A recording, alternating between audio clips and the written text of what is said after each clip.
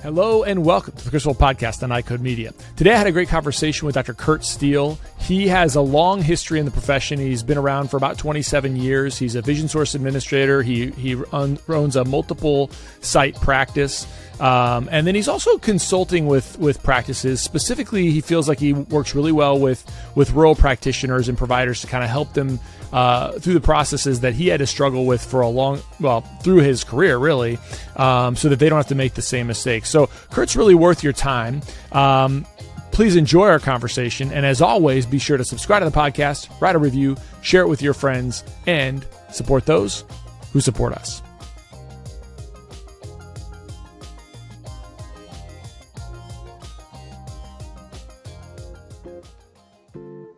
Getting young presbyopes into progressive lenses can be tough, but it doesn't have to be. Verilux Liberty 3.0 lenses are an introductory solution for new and young presbyopes, and they are available in select ad powers. This lens provides all-in-one balanced vision for an accessible and great first-time progressive lens wearing experience. Learn more about Verilux Liberty 3.0 lenses and get free resources to help start the progressive lens conversation with young presbyopes at eslorpro.com/Verilux. You know, I get questions all the time about how do we use 9.2 codes and 9.9 codes and which ICD codes go with different CPT codes and what can be billed together and what can't. And this confusion, this uncertainty really holds us back oftentimes to be able to do what we want to do, which is help our patients see clearly and provide their best opportunity for a lifelong vision. And so we built iCode Education for that specific purpose. We have lots of resources that are based in helping you understand disease states, helping you understand revenue cycles and billing and coding practices. So check out iCodeEducation.com. That's EYECODE education.com. And we have a specific bundle there for you if you'd like to take advantage of it. It's the Premier Billing and Coding Bundle. We've got a 10% discount code just for listeners of this show. You can just, in the coupon code at checkout, you can enter in iCode Media 22. That's EYECODE MEDIA 22 at checkout. We'd love to have you. We'd love to work with you. Check out iCodeEducation.com.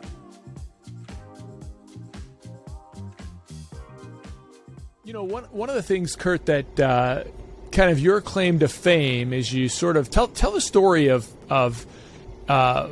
coming into a smaller practice and kind of purchasing and then growing that practice. I think it's a good story, and it's one that people ought to hear. Okay, it's man, that could be a whole podcast in of itself. But you know, it's amazing how I guess God works in mysterious ways. Probably one of the best things that ever happened to me was I was in a car wreck. And here's why I say that. So I came out of optometry school and thought, well, you know, I want to practice in a large metropolitan whatever area. And I took a job in Knoxville, Tennessee, at a ophthalmology clinic. It was a great job, but they had an office manager who just had a terrible view of optometry. As a matter of fact, she even thought, you know, like I shouldn't be called doctor, and I didn't know any better at the time because I was the optometrist and they were the ophthalmologist, and there had to be a distinction. But it paid well and it was a good job. So anyway, on the way to boards in Memphis, on the very last clinical Part 3 boards, I was in a car wreck, and I was even 5 minutes late for the first station. But I thought, well, even though I'm a little late, I'll miss a few here, but I'll ace everything else and be fine. So anyway, the ophthalmologist office manager, I'd been there about 4 months. I requested a vacation, and she turned it down. And I was pretty mad about that. And I thought, well, you know, I didn't go to school all this time for that. And a guy named Jeff Foster, who if there was a Mount Rushmore of Tennessee optometry, nobody in Tennessee would disagree with this statement. He would be on it.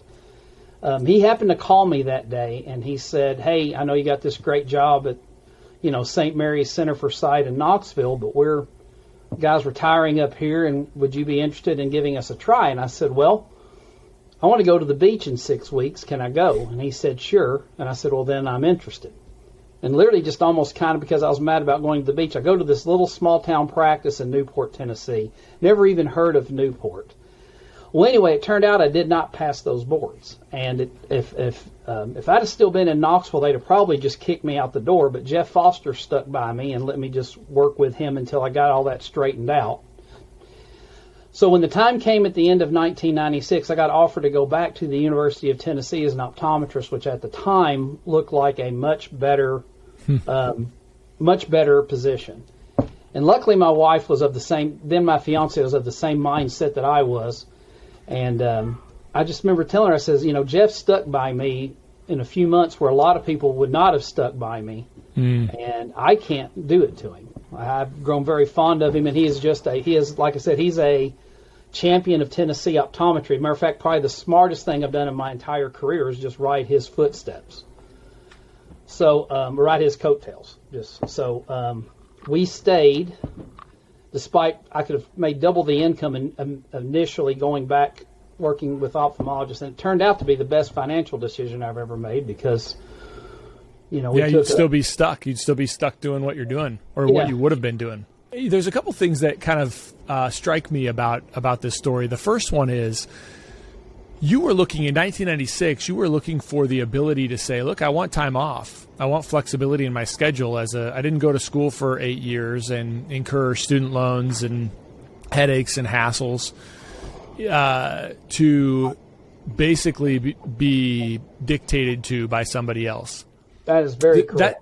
That translates into what I think a lot of people are dealing with right now today in their practices and trying to hire new doctors is that, there's this thought that new doctors just, are kind of flighty. I mean, maybe it's not a thought, but there's sort of this rumor or even this conception, whether it's accurate or inaccurate. But I'll tell you that like your story kind of resonates to me as well. Like I got into this because I want to take care of people. I want to provide for my family, and I want to have good flexibility in my day-to-day life. And optometry provides that. Certainly doesn't, I didn't have a lot of flexibility, and I hustled a ton when I was first out of school. But I guess my point is that a lot of times I have people tell me that wanting to be able to have, you're planning for a vacation, but you just got a job. That's not right.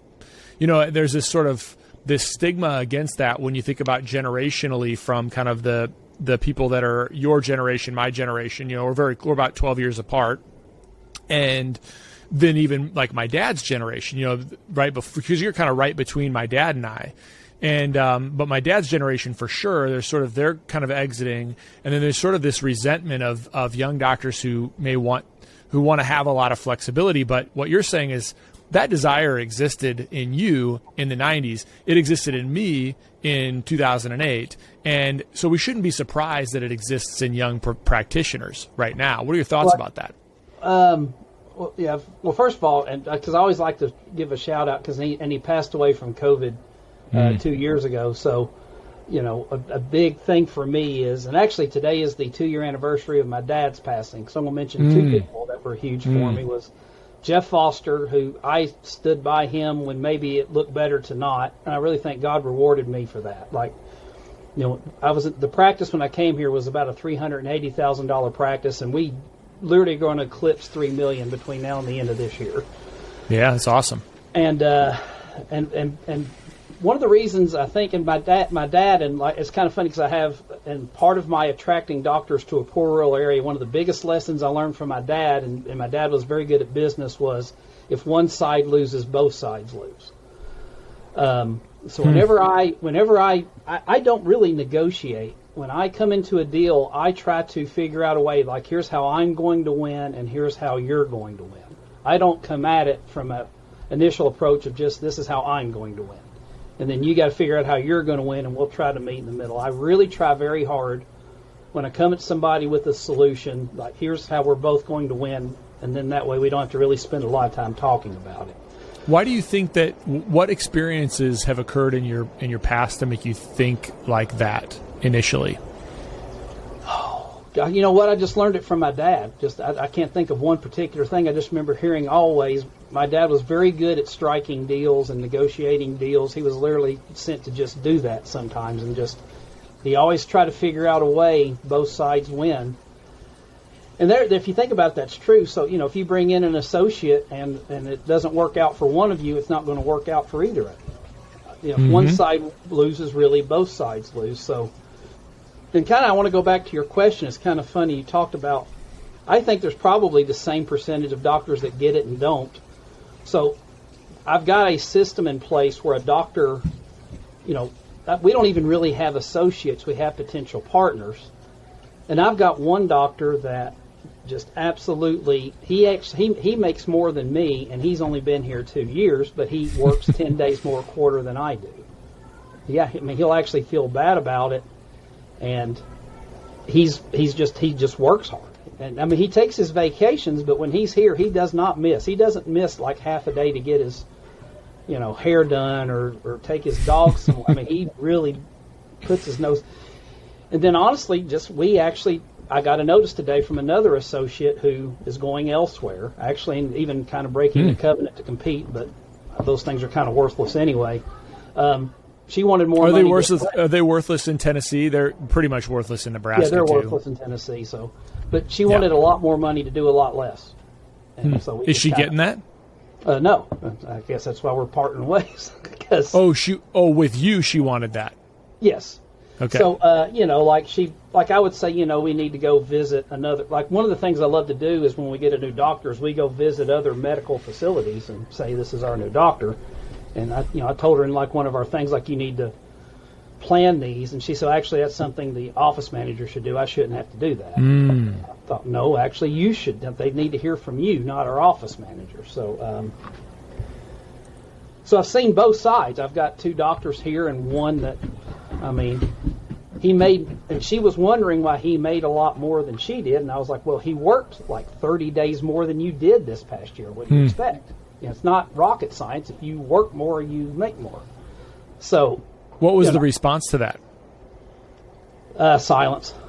That kind of stopped the conversation. It's not hard. You made actually as much a day per day as he did. He worked a lot more days. So, yes, if you're new, you do need to. You can still take a week or two off, but when you're here, you just got to concentrate on being. Now, to take up for that young associate, she got married. She had a lot of things there was a lot of reasons that she worked a lot less days than the other guy. Sure. That were very legitimate, but still, yeah, you're going to make less money. I can't just magically come up with this income that we're supposed to pay you. It's got to be collected. It's got to be brought in. It's got to be earned. So, when you start, we parted ways with hers, but the other guy that worked, like he's, and there's kind of an equity part to it and everything. He's getting a great deal, like a really great deal. Like he's probably going to have about $200,000 of equity January 1st when he's the first day he's a partner because of the system we have in place, and he's done very well with it. It's because I'd say he averages working. There's, if you do a 5-day week, 13 weeks, there's up to 65 days a quarter. You can work, and he's always in the upper 50s. And whereas the rest of us are around 48, 49, and then our young associate, there was one quarter she was like 38, 39. So I'm kind of like, you made less money, you work less. So yeah. I don't know if that answered it. I've seen both sides. I've seen what you're talking about with one, but then the other, he's of that generation. He's in his late 20s, early 30s, and he's absolutely killing it. And he's killing it because he's busting his butt. I think the real crux of my question was that often it gets assigned as being a bad thing, but if that's something that you're looking for, right? Because you were looking for it, I think in a lot of ways I didn't know, but I was looking for it as well.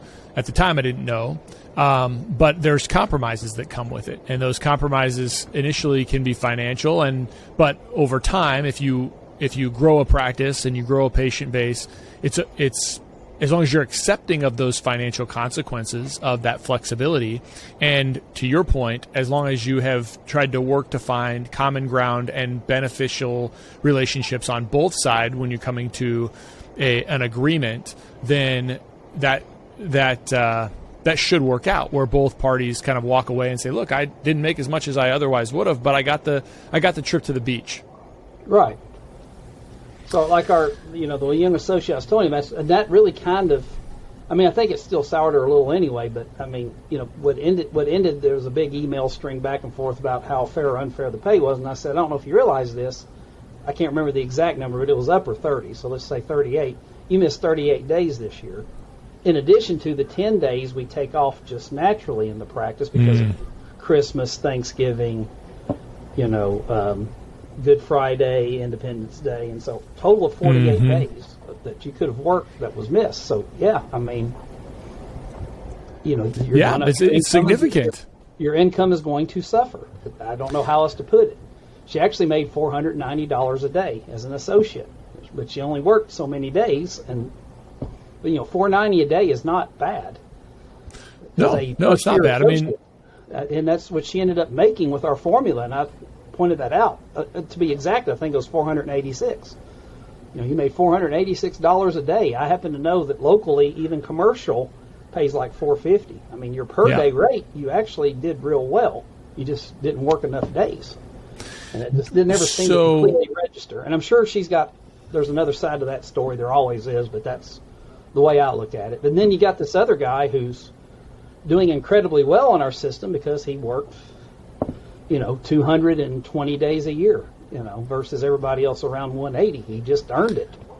Well, but to your point, I mean, it sounds to me like the doctor who's leaving you, she was able to take basically 48 days off in the year. Yeah. So she worked.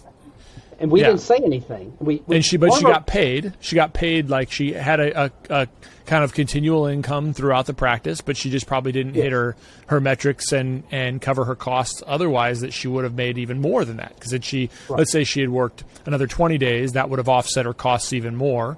So it's not like she just made a finite amount of $490 a day. Basically, that was extrapolated out, including the days that she would have had off. Is that correct? Right. That is correct. Yeah. We don't pay her per day. We have a formula, and basically we treat new doctors even like their partners. Like they're a potential partner, not an associate. And there's a formula that's based partly on your ownership and partly on your production. And so when it was all said and done, she made $490 a day, but we didn't pay her like you're going to make this much a day. We just paid her based on that formula. Right. What I pointed out to her you made a lot less than Graham, but you worked a lot less. If you look at the per day, it was pretty close. So then, Kurt, how do you translate your experience into your words, rural, poor, small town Tennessee, into other practices across the country that may or may not match your demographic, your patient demographic? Oh, Kurt, I'm in the middle of Chicago. My practice can't be like yours. Or I'm what are your thoughts about that? Or I'm in California.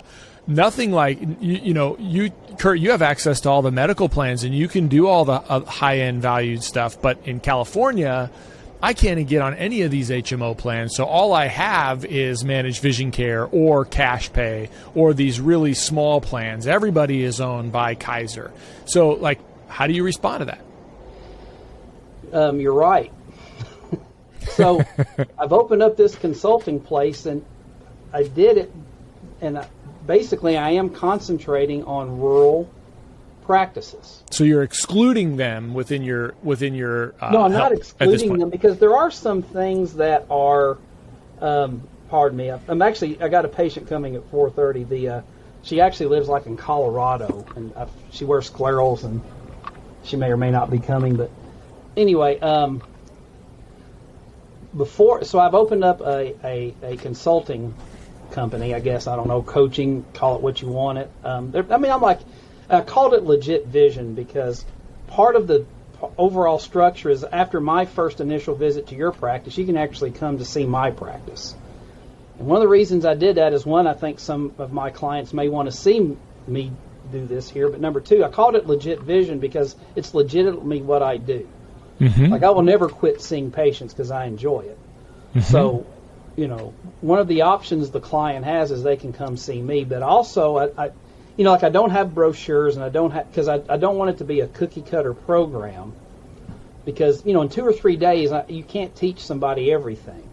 So I always do a pre-interview, and I make sure I'm a good fit. So oddly enough, the first person that contacted me was in Metro Chicago. And we did the pre-interview, and 10 minutes in, I actually kind of said, I don't think, I am the person for you, because it's just not the same. But the two clients, I've got clients in a couple of rural locations, and what they told me is I've had other consultants, but you could tell they were from Chicago. They were from Houston. They were from, there's not a lot of consultants that come from where the Moonshiners is filmed. Which that is true. Mark and Digger are patients of mine. They're on the show The Moonshiners. So, I've had several rural practices say, I wish you'd have been available years ago, because you actually get what I do on a daily basis in a small town. So that was a long answer, but basically you're right. Like, I may not be the consultant for somebody in Los Angeles and Chicago and New York, and I might be. We might have an interview. Maybe your 2 or 3 things you need help with, or something I can help you with, like bringing a partner in. But apparently you have a lot harder time bringing in a potential partner to Newport, Tennessee than you do to Chicago. Is that the case?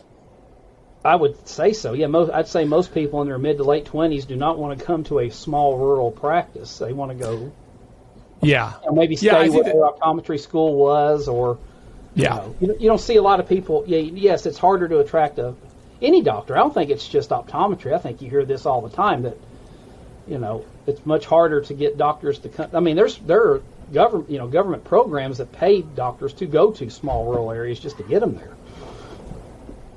And then you hear people talk about the overcrowding of optometry or whatever. Well, not really in Newport, Tennessee. No, Well, I would imagine your ability to purchase land and purchase buildings, and your reimbursements are basically what it would be if you were in Knoxville or Memphis. Your reimbursements are probably very similar to those, maybe even more, because you can negotiate better.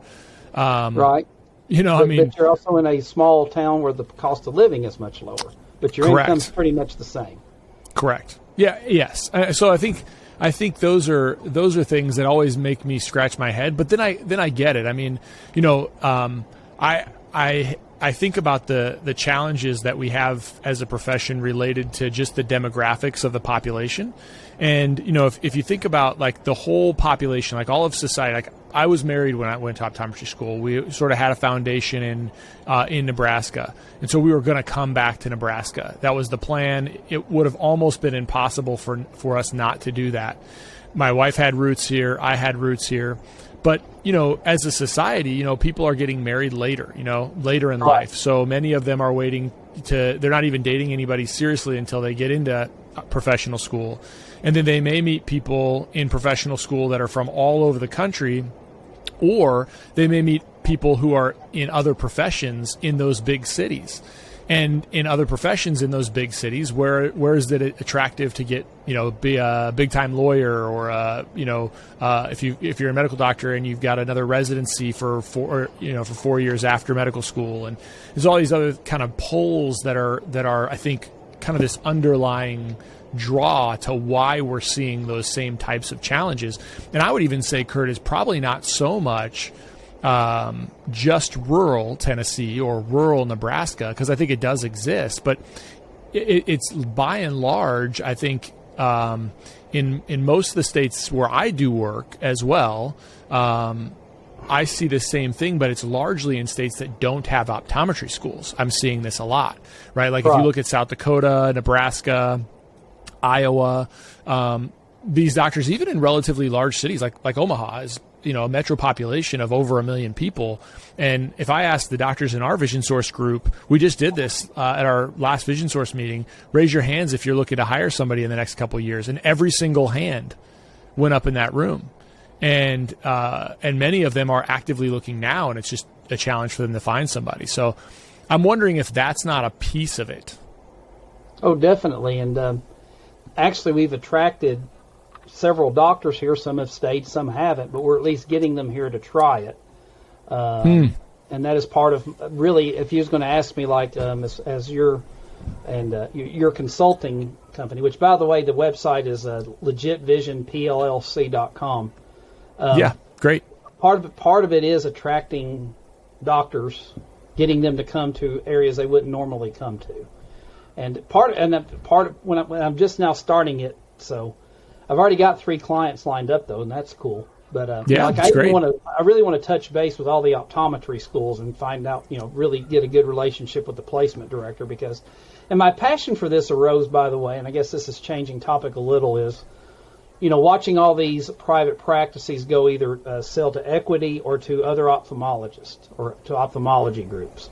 Yeah. And, as a past Tennessee president, as a Vision Source administrator, and as a 27-year private practitioner who learned at the foot of a champion for political optometry in Tennessee, probably the most underrated optometrist in the history of optometry, in my opinion, I just really have a passion for. I don't want to see these little one-doctor solo rural practices die or get sold to equity or to get sold to ophthalmology. I want them to stay private optometry. And I want to teach them how we went from a 2-doctor, $380,000 practice to a 5-doctor, $3 million practice in a poor rural area.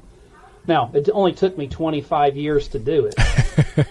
Do you know the annual growth rate on that? Huh? Do you know the annualized growth rate?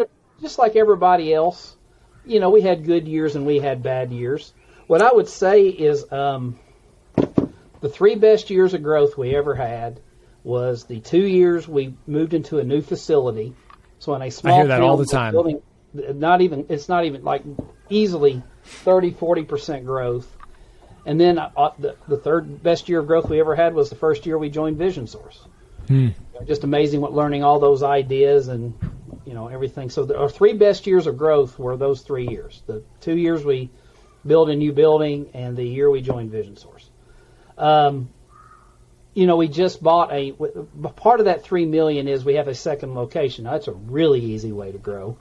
And the other really easy thing was it was a 2 to 3 day a week practice, and we made it a 5 day a week practice. Well, that's simple growth, So, but to toot this guy's horn though, he's a solo practitioner, and in his second year he's already grossing over $1 million. So maybe he should be doing this podcast, not me. Because he's really well. I'd love to talk to him. Job. His name's Graham Taylor. Listen, he's killing it. He's doing a great job over there. I own this practice. I've seen it 5 times. I've never felt the need to really go over there. I just look at the numbers and go, well, okay. And I got a great. And matter of fact, when we bought the practice, we had a office manager that was there, and she was the optical manager at the time. And we bought it from her aunt, and her name's Gloria Kaufman, and she's just very uniquely and unusually and highly talented. Those two together have just really done a great job. So we're actually looking at building a new building over there. So it'll be my 3rd new construction in 12 or 13 years. Wow. So, one of the things I can help somebody with is if they're thinking, first of all, should I build? And then how do I go about it? I've done that rodeo 3 times. So I can be a big help on how to start that process and what to do and what not to do, and also add new doctors. So, I guess. Well, tell me about that then, Kurt. When you think about adding new doctors, what are the thoughts that are coming to your mind when you're saying, look, I come to any kind of agreement where I'm looking out for, making sure that not only am I satisfied, but the other person is satisfied. What are the types of things that you think about when you're hiring an associate that you think is kind of unique? Oh gosh, I guess are you talking more about what am I looking for in them, or just how do I get them to come aboard? Yeah, no, what I'm saying is clearly you want as you discussed, is that you want the deal to be advantageous to you as the business owner, but you also want them to feel fulfilled by that deal. Right. As opposed to coming in and I'm just going to tell you everything I want and then you tell me everything you want and then we kind of battle back and forth. What's your approach there, and how do you think about that and articulate that to a new doctor to enter into those? So first of all, we actually pay everybody on the same formula, which is, I guess, a little unique. So you're kind of treated as a partner ahead of time.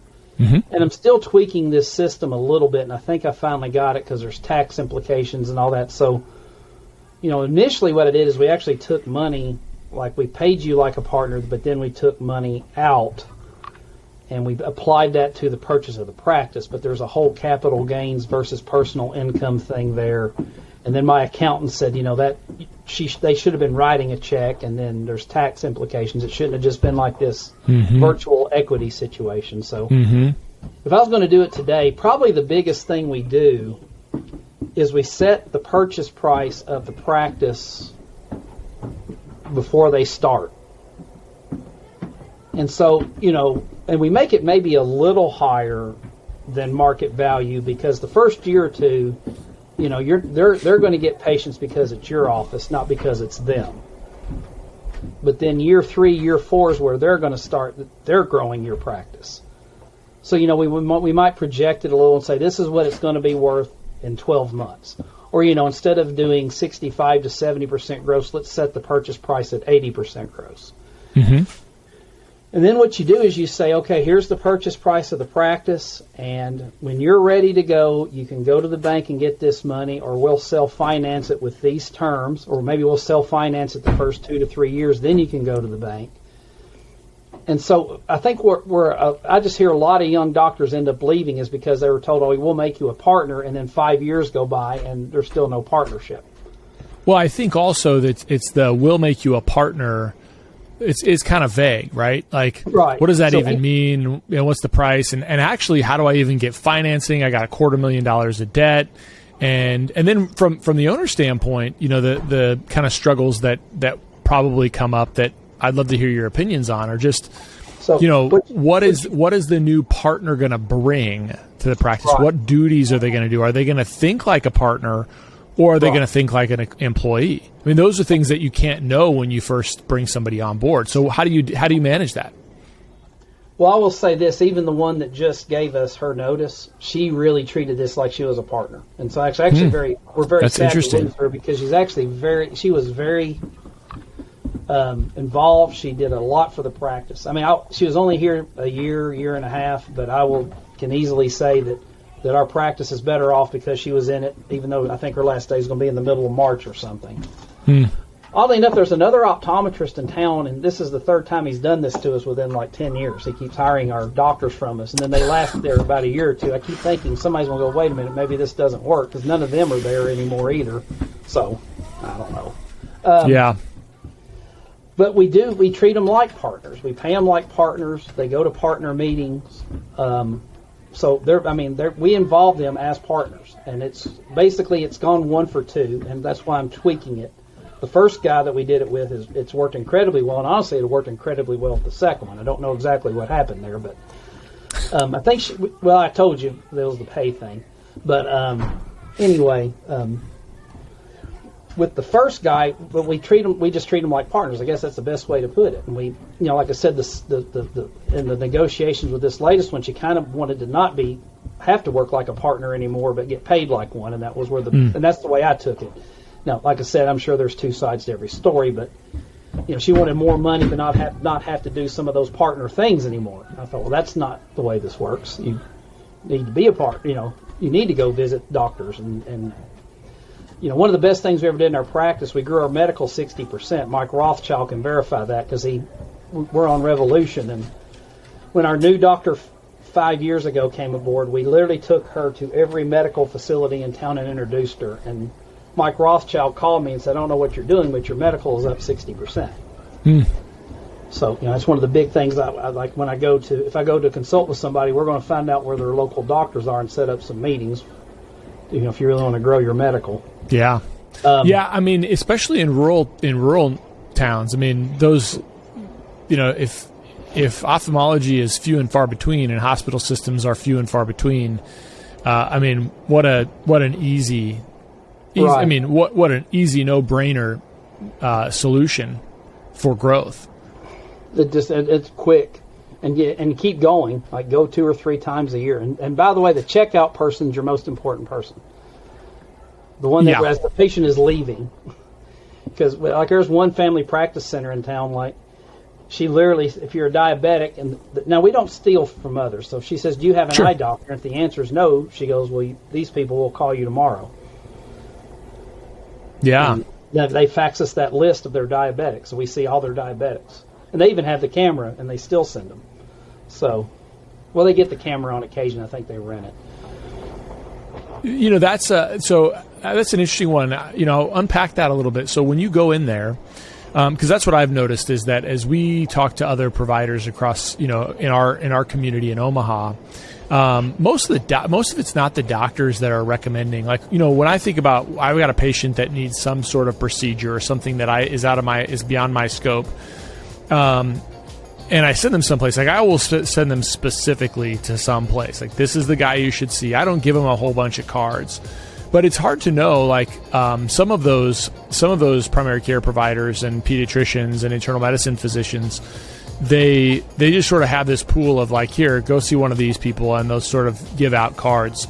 And we've had the same success where, it's talking to the people at the front desk, the schedulers in particular. Right. But what would be really valuable would be like, is there a way that you can almost start getting referrals specifically from that other provider? Have you had any success with that? Today I want to talk about the MyDay multifocal for just a second. It has been a really great thing in our practice for our patients who are presbyopes of all areas, but those tricky presbyopes are always the ones that are kind of emerging, where they don't want to give up any of their faraway vision, but they're having some struggles up close. And so what the MyDay multifocal has been able to do for us is to allow those patients to transition into a multifocal more easily. And then as we have those patients progress into other levels where they need more ad powers, it's been a nice, smooth transition. So the ultimate hurdle that we've seen in our practice before the MyDay multifocal was that we'd have patients who would resist any transition to a multifocal lens because of that distance blur. We just haven't seen that. So if you haven't started using MyDay multifocal in your practice, I would encourage you to start. Check it out. Reach out to your Cooper reps for those trial lenses and commit to MyDay multifocal for your patients. I think they're going to like it.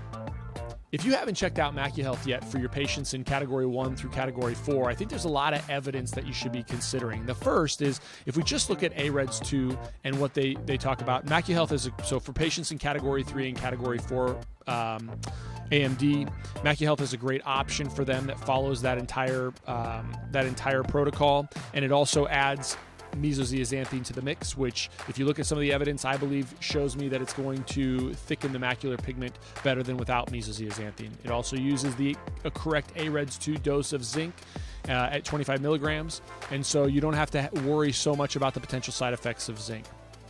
The other thing to think about, and it's beyond the scope of this, although you've probably heard me talk on other podcasts, is that in patients in Category 1 and 2, there may be some additional benefit to supplementing them with something that may be a little bit less than the AREDS 2, so you don't have to add as much to it. And that's where I use the MacuHealth LMZ3. And so I think if you haven't done this yet, I'd consider MacuHealth in your practice and for your patients. And it's been great for my patients, and we really feel like we can have the ability to help those patients in all categories of macular degeneration.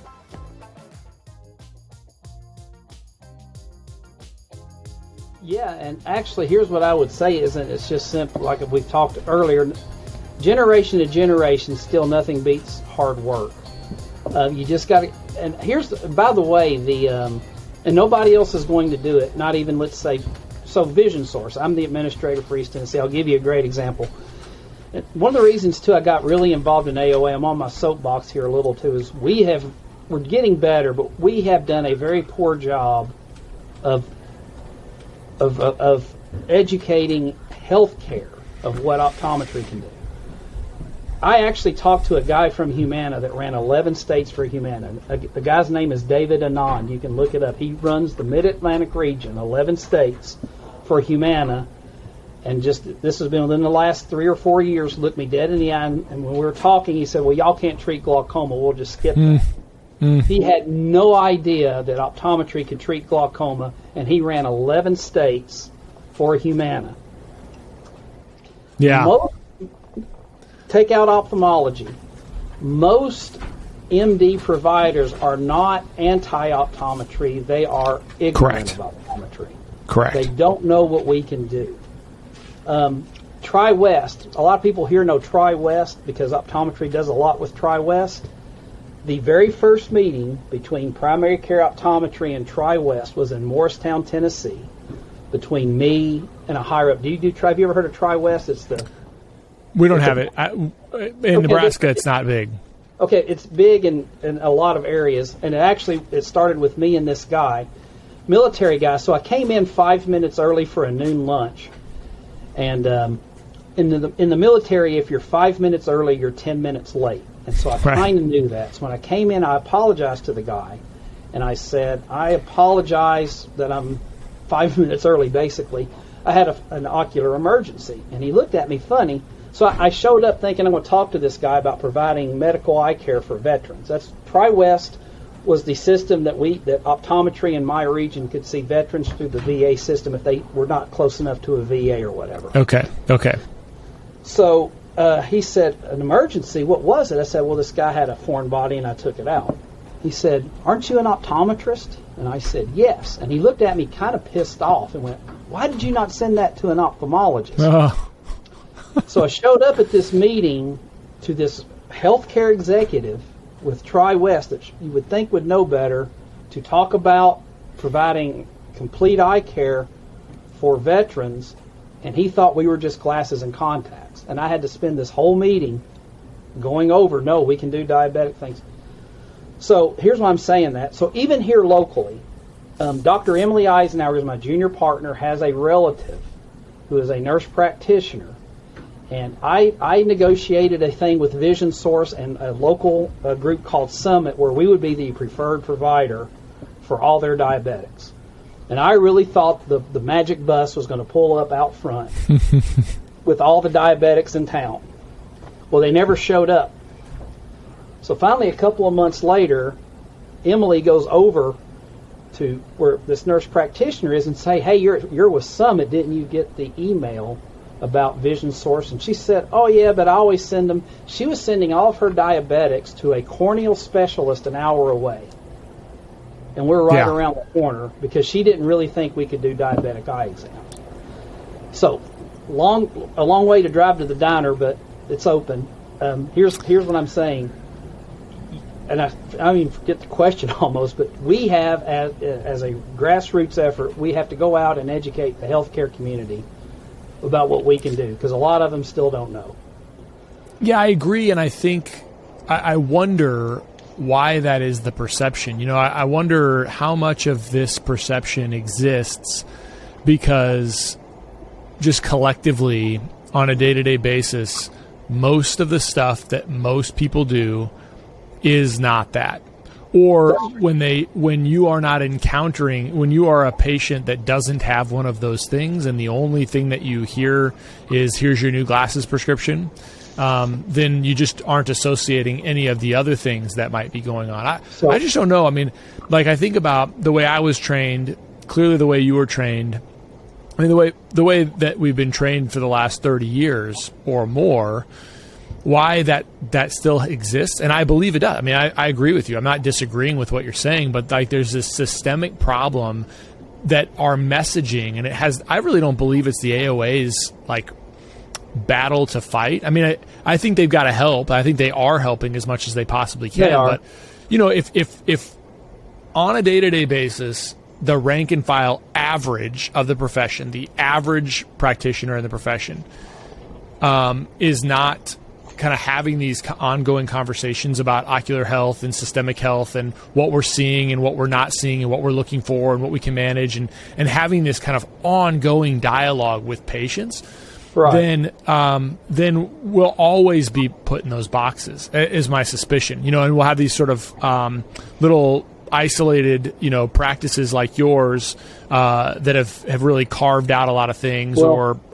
But I don't know the other answer because the communication doesn't just come, Kurt, from me telling you, hey, I treat eye disease, and it happens once. It's a constant ongoing flow of information. That's why your patients come to you for medical conditions. It's because it's part of the culture in your practice, and there's no illusion when you walk into your practice. My suspicion is, I've never been there, but there's no illusion that that's not part of the stuff that you do. And whether that's just an ongoing communication with your patients purposefully, or it's just that they've always been able to come to you when they have a problem and you've always been able to solve it or find somebody to solve it if you can't, versus like, oh no, we don't deal with that, go see so-and-so, or we don't deal with that, go see such and such. I mean, if it's not part of the practice culture and it's not part of the practice identity, then it's just going to be an afterthought. And it's much bigger than just solving an acute problem, right? You have to solve the acute problems, but you also have to manage the chronic conditions as well. Absolutely. Well, first of all, like for 20-something years, I always cringe when I call a fellow colleague's office and the machine says, if this is an eye emergency, go to the emergency room and hang up. Yeah. Okay, well, then you're not, then you're never going to be medical. I mean, we actually, by the way, they're not expensive. We have a 24-hour answering service, and we rotate call, and we fax our on-call schedule to the emergency room, to the fast-paced clinic, to Summit, to the Family Practice Center, and they all have our on-call, and they know that they can call us when there's an emergency. But maybe even more importantly, every single patient that comes here gets a card with our 24-hour answering service. And what I always say is I hope you never need this, but we do have a 24-hour answering service. We're on staff at the hospital. So if you go there with an eye emergency, all you're going to do is sit for an hour or two, and then you're going to end up here anyway. So you might as well call me first. Right. So, and I do that on pretty much every patient. I'm not going to say I remember it 100% of the time, but I remember it probably 80 to 90% of the time. And they do call. And by the way, so we have an on-call system, but if somebody calls and specifically asks for me, even if I'm not on call, and this is easy being in a small town too, I usually will meet them. Yeah. It's just it's a grassroots thing. And luckily I had a senior practice partner that was he's in the picture of every Tennessee political victory ever, and he had that in place actually before I ever got here. So I should really only take a very little bit of credit for that. He already had that. It's not rocket science, Kurt. I mean, it's not rocket science. It's just doing the thing, you know. Yeah. And what I found in that same paradigm is that most patients are going to only call you when they really need you. The rest of the time, they're gonna be respectful of it. I think that's one of the worries. And I've said this before. I've said this a million times. Like with telehealth now and with cell phones, and then being able to jump on a computer to see what that patient's actually going through, there's a lot of intermediate steps that don't require you coming in, right before Mass on a Sunday morning or right after Mass on a Sunday morning to unlock your doors and see a patient. There's a lot of other options. True. That is very, very true. A lot of patients will just send you a photo on your phone, and you just go, oh, that's this, and yep, and we can see you on Monday, or do this and. Go take Toberdex for 2 days, and we'll see you Monday morning. Yeah. Right. And, hopefully that'll usually fix it anyway, whatever it is. So Kurt, listen, I want to be respectful of your time. I really appreciate you coming on here, and just what I like to do on this podcast is sort of get a sense of who people are and let the audience get a sense of who people are. And I think through that, they're gonna have a pretty good sense that you're the type of guy that may be worth reaching out to. So tell everybody how they can reach out to you. We'll put this in the short notes of today's show as well. Okay, so there is a website, Legit Vision, LEGITVISION, PLLC.com. There's a questionnaire on there, and then my information. The easy email to remember, all Vision Source administrators have it. It's my first initial, last name at visionsource.com. So KSTEELE at visionsource.com. My cell number is 423-608-5248. And, a lot of what I talked about here, as far as me visiting your practice, I think there's several ways I can help. And like we do a free interview first. It's supposed to be an hour, but my first one was 2 hours. And like most optometrists, you like to give away stuff. Which is good. Good for you. So I almost at the call thought, well, I've already told you over almost half of it. But I knew that my first fit, actually, she's in Plymouth, Indiana. And she said a doctor's name that she bought the practice from, and I tried to spell it, and I was way off. So my response to that was Samsonite. I was way off. And she said, "Oh, Dumb and Dumber, I love that movie." I said, "Okay, you and I are going to be a good fit." Yeah. I knew it at that point. But she's in a small rural town in Indiana. I looked up the demographics, very similar to my county. She mentioned some of her issues. I've had those issues, but I've worked through them. And what I told her is it took me 25 years to get here. I want to see you get there in 5 to 7. That's the goal, is I can tell you what I did and what I didn't do. And, but, bringing aboard new doctors, growing the medical model, knowing when to build, knowing when to grow, knowing how to grow. A lot of doctors are just solo practitioners, and she even said it. She's by herself. She said, "I don't even know how to get started adding an associate or adding a partner." And, I've done that several times, so I think I can really help her there. So, I'm not just looking to do this for anyone. I really want to do an initial interview and make sure I'm going to help, because, like I said, both sides got to win. Obviously I'm doing this for a living, so you're going to pay me to come there. But I want you to say, first of all, I think I'm about half of what a lot of I've paid for consultants. I've paid double for what I'm charging right now. I want the other side to go, "Wow, that was the best money I've ever spent. That's the best." I made triple what Kurt charged me. Much very similar to just my overall philosophy. I want to make sure I'm a good fit and that we're both going to win.